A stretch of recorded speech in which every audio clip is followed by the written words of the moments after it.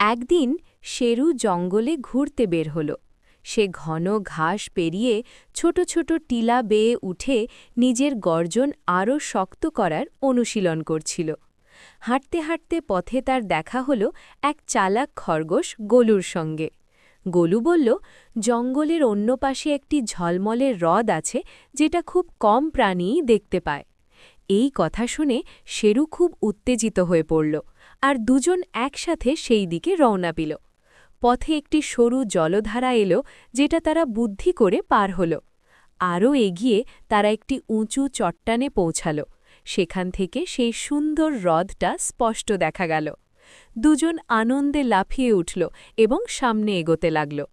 ঠিক তখনই হঠাৎ ওপরের দিক থেকে মাটি সরে যেতে লাগল, আর কয়েকটি পাথর নিচে পড়ে গেল।